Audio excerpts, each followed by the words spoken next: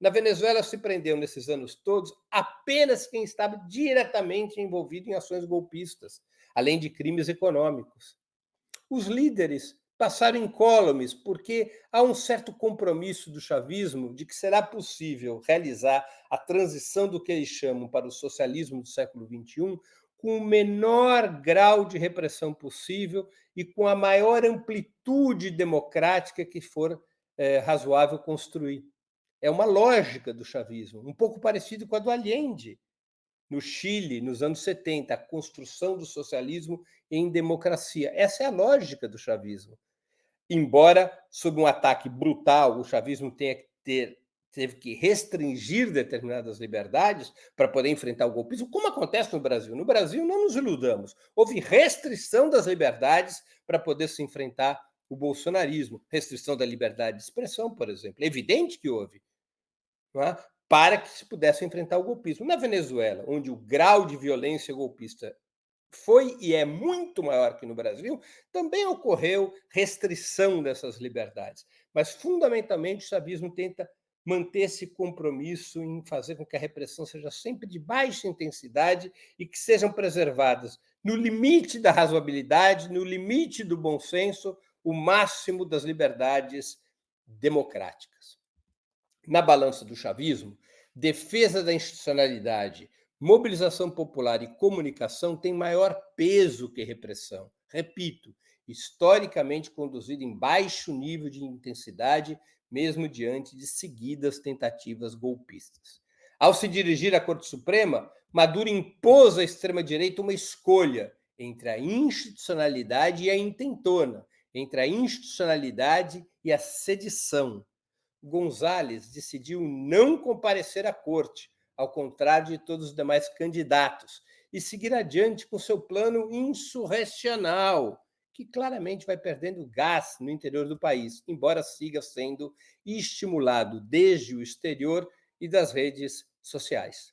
Para completar o quadro, as atas oficiais foram entregues pelo Conselho Nacional Eleitoral ao Tribunal Supremo da Justiça nessa segunda-feira, dia 5 de agosto, com o sistema eleitoral praticamente recuperado dos ataques cibernéticos. Elvis Amoroso, presidente do Conselho Nacional Eleitoral, entregou ontem à tarde, segunda-feira, 5 de agosto, essas atas ao Tribunal Supremo de Justiça. As únicas atas que não foram entregues até agora, adivinhem, são as atas da oposição. E essas atas vêm sendo desmascaradas com inúmeras falsidades registradas, como mortos votando e a repetição da assinatura de testemunhas em distintos centros eleitorais, as mesmas assinaturas em centros que estão localizados em diferentes cidades. A fraude foi tão primária, pessoal, que a urna na qual votou Nicolás Maduro aparece com 0 votos para o candidato PSUV. Maduro não votou em si mesmo. Em quem será que o Maduro votou, de acordo com a oposição? Em Edmundo Gonzalez foi o voto de Maduro? Um postulante da oposição, para usarmos um exemplo insuspeito, José Brito, esse postulante da oposição, era ele também candidato a presidente, José Brito gravou um vídeo dizendo que na sua urna, a qual levou sua esposa, sua cunhada e sua mãe de 86 anos, de acordo com as atas de Gonzales e Machado, nessa urna na qual votou José Brito com a sua família, não houve o registro de um só sufrágio em seu favor. Veja que interessante, as atas de Corina e Machado. Os Estados Unidos, apesar da evidente fraude oposicionista, seguem se manifestando em favor da vitória de Gonzales, mas dessa vez, ao menos por hora, sem o apoio da União Europeia e dos países mais importantes da América Latina, com exceção da Argentina. Brasil, México e Colômbia adotaram até o momento uma posição centrista, aguardando a apresentação das atas finais e supostamente tentando assumir o papel de mediadores entre governo e oposição. As atas finais, repito, foram entregues ontem, 5 de agosto. Essa trinca de governos conseguiu isolar a atitude de Biden e Milei, colocou os Estados Unidos numa situação de isolamento, Milei também, além de outros governos conservadores que vinham apoiando a mesma postura da Argentina. Essa trinca de governos, Brasil, México e Colômbia, também exerce pressão sobre o presidente chileno, Gabriel Boric, inicialmente aliado dos golpistas. Ele agora é evidentemente pressionado a moderar o seu discurso de apoio aos golpistas. Gabriel Boric, são essas coisas da vida, né, pessoal? Foi eleito, supostamente, como candidato de esquerda. Ele foi eleito por uma coalizão de esquerda. E Gabriel Boric tem tido, em termos internacionais, uma postura sempre muito favorável àqueles interesses imperialistas. Ele adora o Zelensky, ele bate palmas para a oposição venezuelana, mas Brasil, Colômbia e México estão colocando, vamos aqui dizer, estão colocando uma coleira no presidente chileno, que vai sendo obrigado a moderar o seu discurso.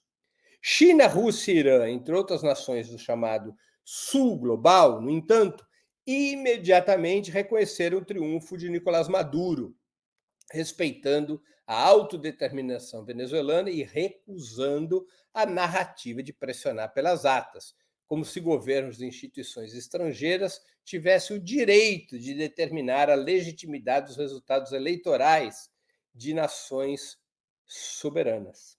Na América Latina, Cuba, Bolívia e Nicarágua, entre outros países menores, também já chancelaram Nicolás Maduro como presidente reeleito. Não se pode analisar a situação venezuelana, de todo modo, apenas por lentes internas.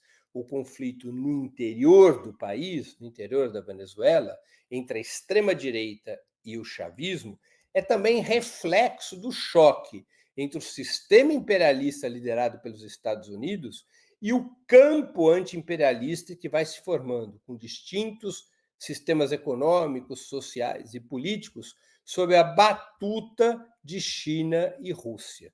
Quem não levar em conta esse corte principal, esse corte fundamental, será presa fácil dos discursos inventados pela Casa Branca e seus aliados, que situam o mundo em uma guerra entre democracia e autoritarismo, na qual o lado da democracia, claro, seria sempre o do Ocidente, representado pelo próprio sistema imperialista, definido pelo próprio sistema imperialista, enquanto no lado autoritário estariam forças anti-imperialistas como o chavismo.